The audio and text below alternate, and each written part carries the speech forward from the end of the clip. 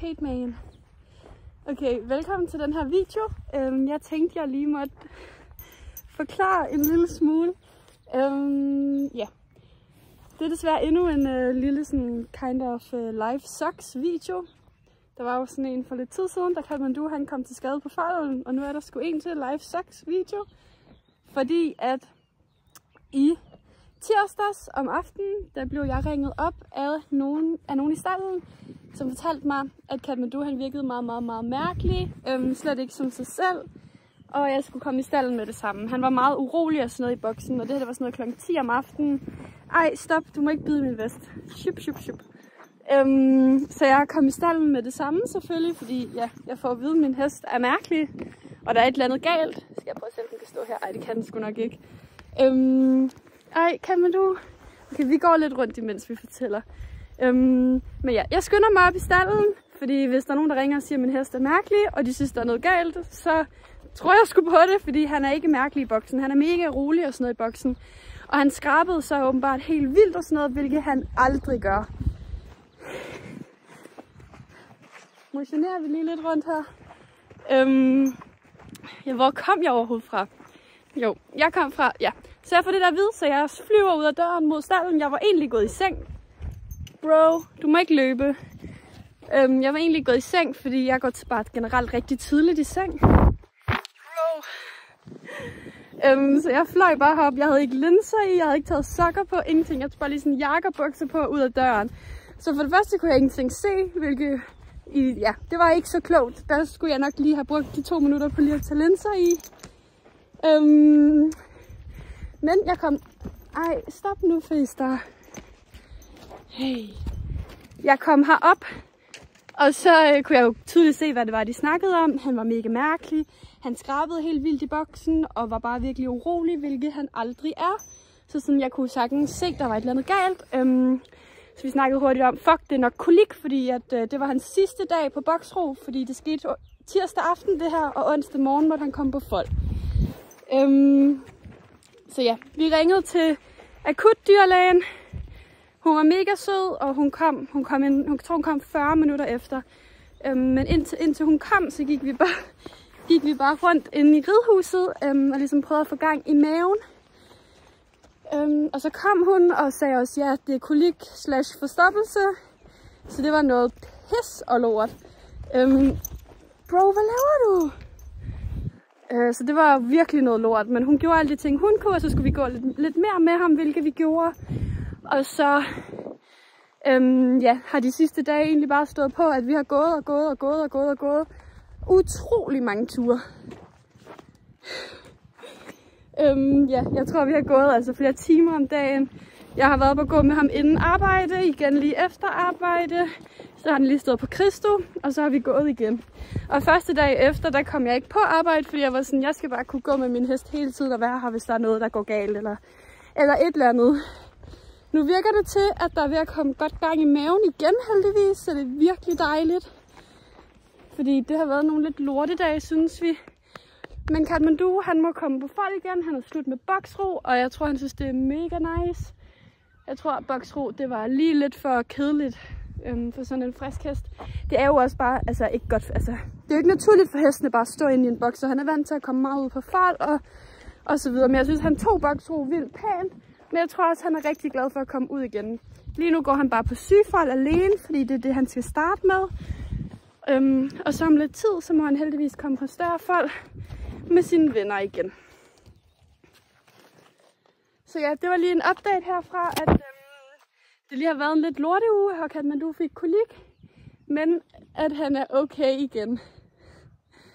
Hvad laver du? Ja, Katmandu, han elsker at blive nusset.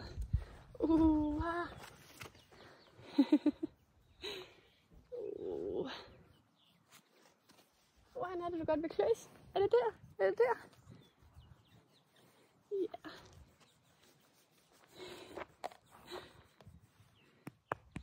Så ja, det var bare lige en lille lørdags-update, at der har været lidt stille på kanalen, fordi at der lige har været krise i stalden. Men det ligner, at han har det godt igen. Jeg skal tage ham ind fra fold lige om lidt, og så går vi bare en lang tur igen og prøver at fortsætte med lige at få gået en masse. Det var jo så, altså det var meningen, at jeg måtte begynde at gå i gang med at ride og sådan noget. Også derfor onsdag, hvor han måtte komme på fold. Det var så meningen, jeg ville starte, altså bare stille og roligt med en lille smule skridt. Vi har også kun skridtet, men det var ikke meningen, han skulle skridte i flere timer hver dag, så det er gået lidt stærkere end planlagt. Men jeg var sådan, vi skal bare have styr på det her kolik. Nu finder jeg i skammen. Så vi har bare gået og vandret, så det vil noget. Jeg tror i hvert fald, der er kommet nogle steps indenbords.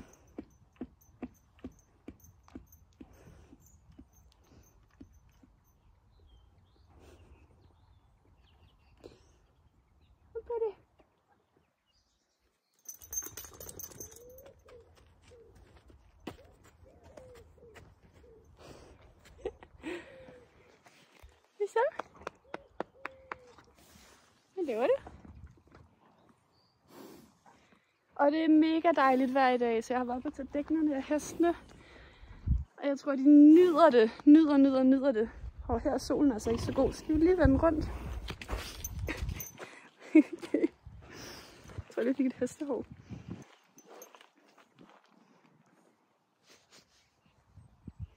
Men ja, det var bare lige en lille update herfra, at der har været lidt stille. Jeg håber, der begynder at komme styr på det. Jo, en anden nederen update. Vi har fået forbindingen af Kathmandu, og han er så blevet mega hævet på benet. Det stod også i min afsendelsespapir, at jeg skulle forvente, at når forbindingen kom af, blev benet mega hævet. Og det er virkelig også hævet, så jeg er ikke sådan fan. I kan prøve at se det en lille smule. Det var forbenene. Skal lige... Nej, det var bagbenene. Jeg ved ikke, om I kan fornemme det, men benet er virkelig hævet, og det er mega nederen. Men det var en af de ting, der nok kom til at ske. Så han står med staldbandager om natten, og så håber jeg også, det hjælper lidt, at vi er ude at gå så meget og sådan prøve at få lidt gang i benet. Men igen, I'm no expert, så jeg har ingen idé. Det er bare, det håber jeg.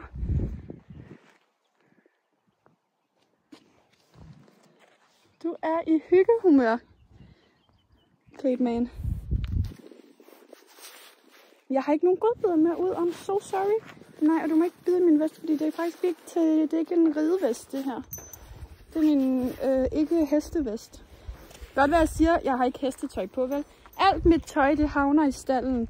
Det er jakker, det er sko, det er veste, det er alt. Så selvom man prøver at købe noget sådan en lille smule pænere tøj end stallen, så havner det altid i stallen.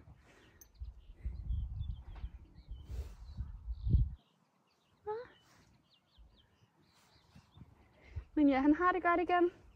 Og vi håber, der ikke sker flere kriser i 2025. Jeg synes, at 2025 indtil videre har været et lorteår. Så vi håber virkelig meget, at nu vi er forbi alt det lort, og det bare begynder at gå bedre. Og vi kan tage revanche i 2026, vi skal tage revanche i 2025. Vi tager revanche resten af året nu. Nu må der ikke gå mere galt. Så ja, jeg tror umiddelbart, at fra næste uge, så begynder vi også at trave lidt og sådan noget. Fordi nu har han skridtet utrolig meget, og der er godt gang i ham, og jeg tror kun, han er godt af at komme lidt i gang, så vi ikke får kolik, og jeg ved ikke hvad igen. Mate, what are you doing? Jamen, jeg har ikke nogen godbid. I'm so sorry. Men nu kommer du ind, og så skal vi ind og gå en masse.